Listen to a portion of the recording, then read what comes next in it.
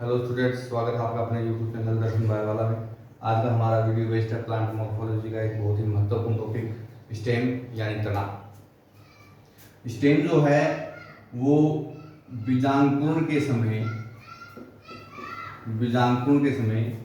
भ्रूण के प्रांकुर यानी प्लूम्यूल से विकसित होता है। भ्रूण के प्रांकुर से विकसित होता है। कहने का मतलब है जैसे कि हमने जब किसी बीज को उगाया, उस बीज से जो ऊपर की ओर जो रेशा निकला वो क्या है? प्रांकुर। और उस प्रांकुर से क्या निकलता है? प्ररोह तंत्र निकलता है। और इस प्ररोह तंत्र में तना, पत्तियां, शाखाएं। कहने का मतलब है कि पादप का जो ऊपर का वायवीय भाग होता है वो कंप्लीट इसी प्ररोह तंत्र में शामिल होता है। नेक्स्ट,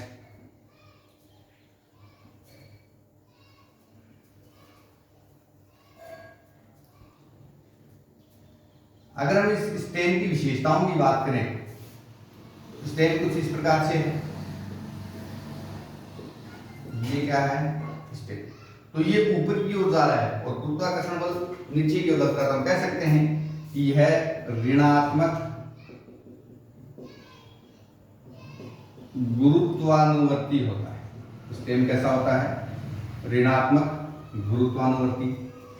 अब लाइट किधर है? लाइट बाहर की ओर है, तो धनात्मक प्रकाशानुवर्ती और ऋणात्मक जलानुवर्ती होता है। कहने का मतलब है ये इसकी तीनों गतियां हैं कि या वृद्धि हो सकती है कि बात है। स्टेम जो होता है वो गुरुत्वाकर्षण बल के ऋणात्मक होता है, प्रकाश के धनात्मक होता है और जल के ऋणात्मक होता है। तो हम कह सकते हैं कि स्टेम ऋणात्मक गुरुत्वानुवर्ती, धनात्मक प्रकाशानुवर्ती और ऋणात्मक जलानुवर्ती होता है। इसके अलावा स्टेम पर नोड व इंटरनोड पाए जाते हैं। नोड व इंटरनोड पाए जाते हैं। नोड व इंटरनोड का मतलब है स्टेम के ऊपर जो गांठें हैं वो गांठें क्या हैं? नोड हैं। जैसे मान लो ये है, इस प्रकार से गन्ना या बांस में आपने देखा होगा, तो ये क्या है? नोड, मतलब पर्व संधि। और इन दो नोड के बीच का जो स्थान है ये क्या है? इंटरनोड, मतलब पर्व। ये कुछ स्टेम की विशेषताएं हैं। स्टेम के ऊपर पत्तियां, शाखाएं, फल, फूल इत्यादि भाग पाए जाते हैं। या हम ये कह सकते हैं कि स्टेम जो है यह पत्तियों को, शाखाओं को, फल फूल को धारण करता है। और स्टेम जो है ये पादप का अपने आप में कैसा भाग है? कि वायवीय भाग है। ये भी आप याद रखें। तो ये कुछ स्टेम की विशेषताएं थी। स्टेम जो है वो अलग अलग पादपों में अलग अलग रूप में रूपांतरित होता है। तो आज के इस वीडियो में हम स्टेम के कुछ रूपांतरण पढ़ेंगे। उस रूपांतरण में हमें जानेंगे कि स्टेम जो है वो अलग अलग रूप में किस प्रकार से रूपांतरित होता है। तो आइए देखते हैं वीडियो को आगे बढ़ाते हुए। वीडियो पसंद आए तो आप लाइक करें, शेयर करें, वीडियो पर बने रहें।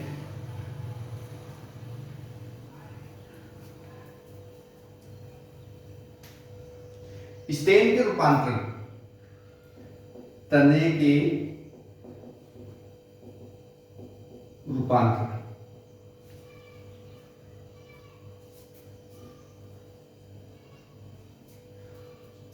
तो तने के तीन प्रकार के रूपांतरण होते हैं। जैसे हमें पता है कि तना जो है वो कैसा भाग है? वायवीय भाग है। तो एक तो वायवीय रूपांतरण, एक तो कैसा रूपांतरण?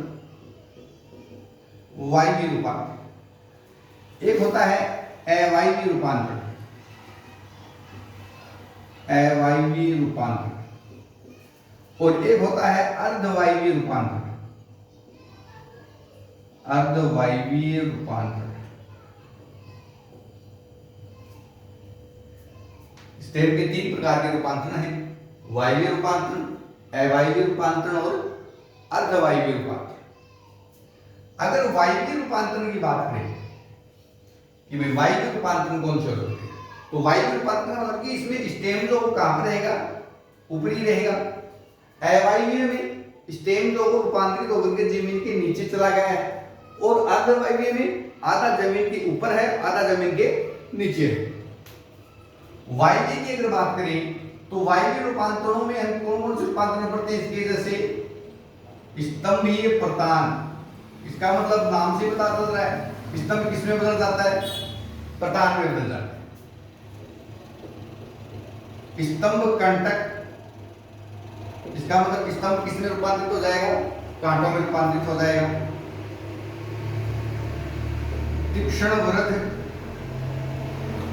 या हुक बोल सकते हैं।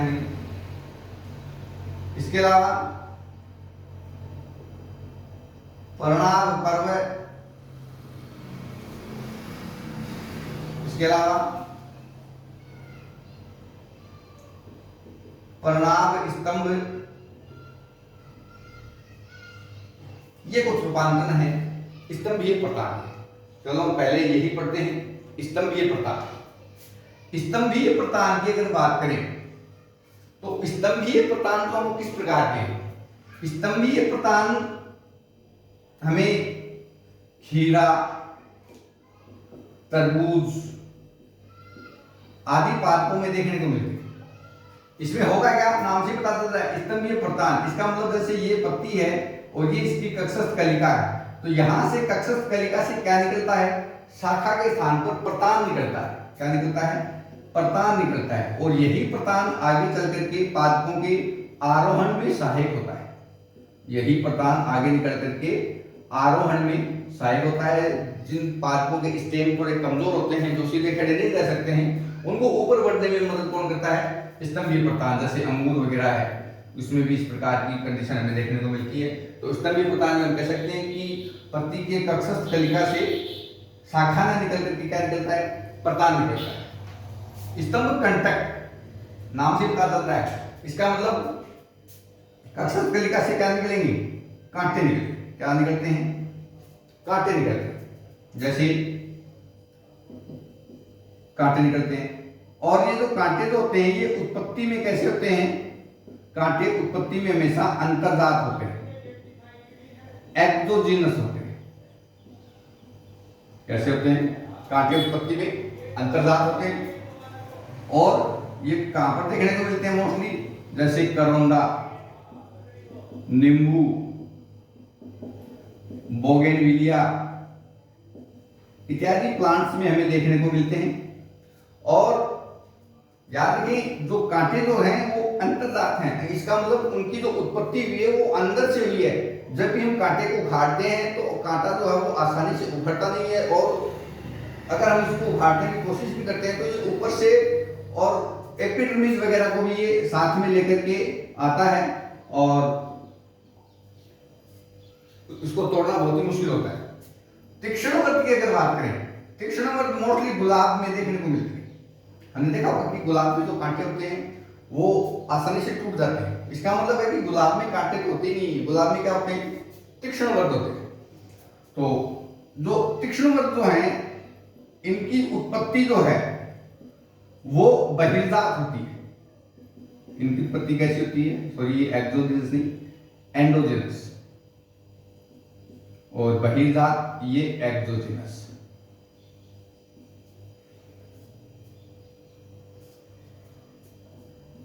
गुलाब में तीक्ष्णवर्त देखने को मिलते हैं। परिणाम पर्व, नाम से पता चल रहा है परिणाम पर्व। इसका मतलब जो स्टेम जो है ये पर्व वाला हो जाता है। या तो ये एक पर्व वाला हो सकता है, या ये दो पर्व वाला हो सकता है। एक या दो पर्व बन जाते हैं। इस प्रकार की कंडीशन हमें रस्कस वगैरह में देखने को मिलती है। परिणाम स्तंभ, नाम से पता चल रहा है स्तंभ किसमें बदल गया है, पत्ती के रूप में। स्तंभ किसमें बदल गया है, पत्ती के रूप में बदल गया है। जब स्टेम जो है वो या तो कैसा हो जाए, बेलनाकार, या स्टेम हो जाए चपटा। बेलनाकार देखने को मिलता है डंडाथोर में, और चपटा देखने को मिलता है नागफनी में। और जब डंडाथोर या नागफनी में स्टेम जो है वो पत्ती के रूप में हो जाता है और प्रकाश संश्लेषण का कार्य करता है, और जब प्रकाश संश्लेषण का कार्य करता है तो इस कंडीशन को हम परिणाम स्तंभ बोलते हैं। तो ये स्टूडेंट्स हैं स्टेम के वायवीय रूपांतरण। स्तंभीय प्रतान, स्तंभ कंटक, तीक्ष्णवर्त, प्रणाभ पर्व और प्रणाभ स्तंभ। स्तंभीय प्रतान हमें खीरा, तरबूज या अंगूर वगैरह में देखने को मिलते हैं। स्तंभ कंटक करौंदा, नींबू, बोगनविलिया में देखने को मिलते हैं। तीक्ष्णवर्त गुलाब वगैरह में देखने को मिलते हैं। हुक्स जो है ये बिग्नोनिया में देखने को मिलते हैं। ये भी आप याद रखें, हुक्स जो है वो कहां पर देखने को मिलते हैं, बिग्नोनिया में देखने को मिलते हैं।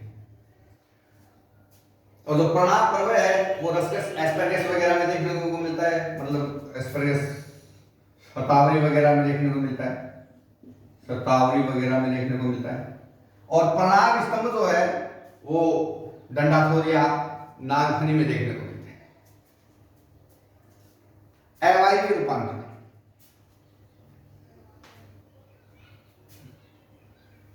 नेक्स्ट है अवायवीय रूपांतरण।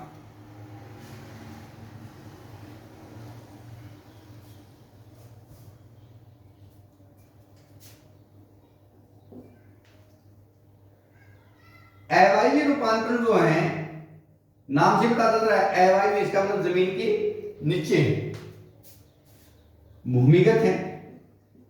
कैसे हैं, भूमिगत है। और ये जो भूमिगत रूपांतरण है ये कायिक जनन के लिए या भोजन संग्रहण के लिए रूपांतरित हो जाते हैं, या भोजन संग्रहण के लिए रूपांतरित हो जाते हैं। कौन कौन से हैं, 1, 2, 3 और 4। कंद, प्रकंद, घनकंद और स्लगकंद। कंद, प्रकंद, घनकंद और स्लगकंद, ये कुछ रूपांतरण है अवायवीय रूपांतरण। कंद का बेस्ट एग्जांपल देखने को मिलता है आलू में। सॉरी 2 मिनट के लिए।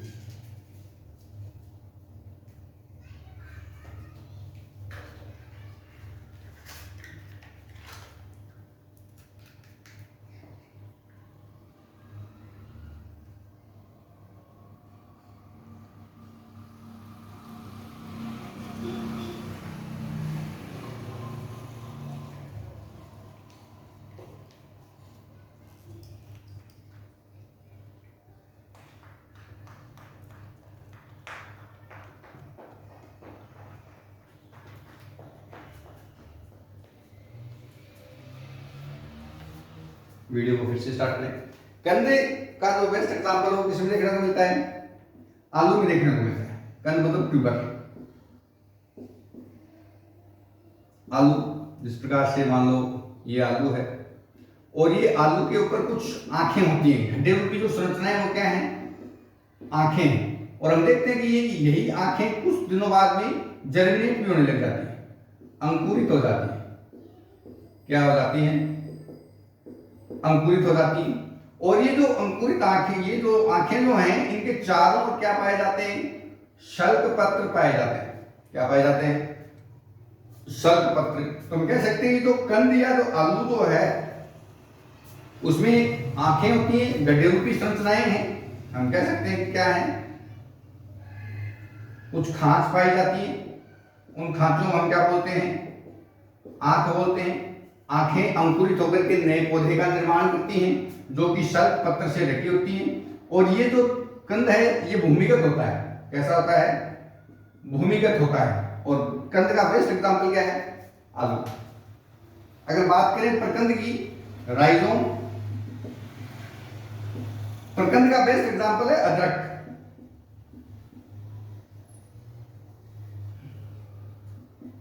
अदरक। और हमने देखा है कि अदरक के ऊपर भी छोटे छोटे पर्वत पाए जाते हैं, छोटे छोटे नोड पाए जाते हैं, जिनके ऊपर भी शल्क पत्र देखने को मिलते हैं।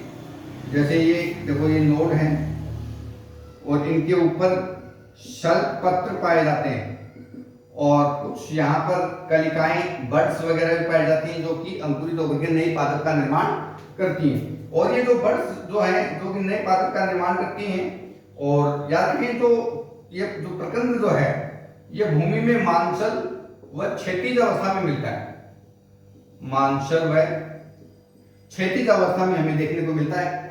तो ये हो गया हमारा कौन सा प्रकंद। यदि आप इसका स्क्रीनशॉट लेना चाहते हो तो ले सकते हो।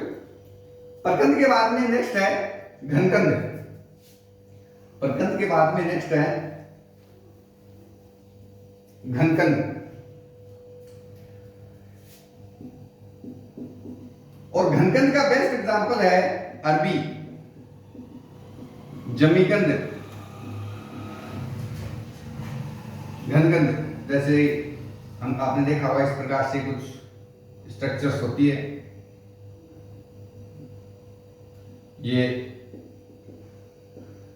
नोड वगैरह हैं और ये इंटरनोड हैं, और जो कि एक भूमिगत रूपांतरित स्टेम है। अगला है शलगकंद। और शलगकंद का बेस्ट एग्जांपल हम पढ़ते हैं प्याज, लहसुन,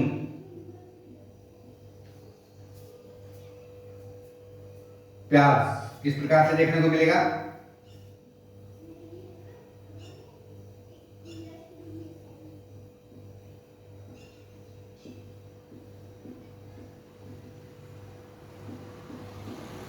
ये तो है इसके शल्क पत्र, क्या है, शल्क पत्र।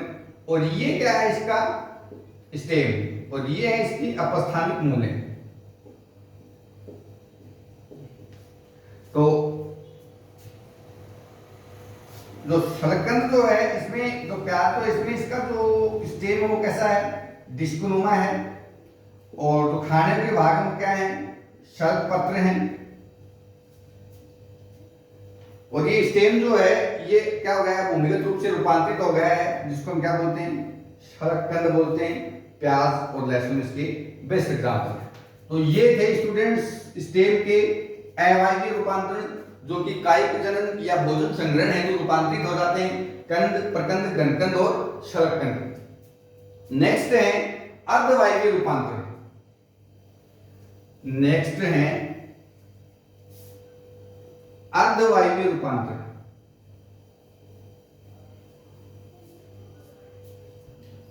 नेक्स्ट है अर्धवायवीय रूपांतरण। और अर्धवायवीय रूपांतरण भी हमारे पास में 4 प्रकार के हैं। ऊपरी भूस्तारी, भूस्तारी, अंतर्भूस्तारी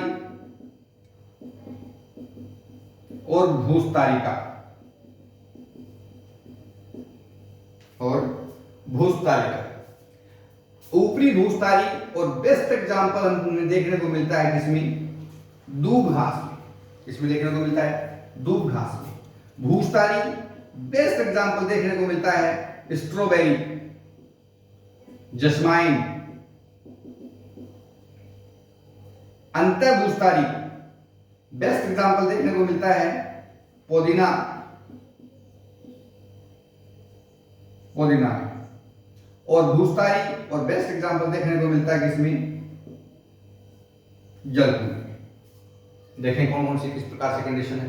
ऊपरी भूस्तारी यानी दूब घास, तो जमीन के ऊपर इस प्रकार से दूब वो आगे की ओर वृद्धि करती रहती है, और नोड से स्टेम जो है यहाँ से अनेक प्रकार से रूट्स जो है वो नीचे की ओर निकलती रहती हैं और आगे की उसकी वृद्धि होती रहती है। भूस्तारी या स्ट्रॉबेरी, इसमें जिस प्रकार से मान लो एक प्लांट है, अब इस एक प्लांट की शाखा जो है वो एक इस चाप के रूप में वृद्धि करती है।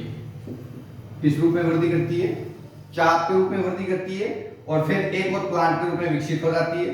फिर इसकी एक और शाखा दोबारा से चाप के रूप में विकसित होती है, और फिर से एक और शाखा जो है वो एक नया पादप बना लेती है।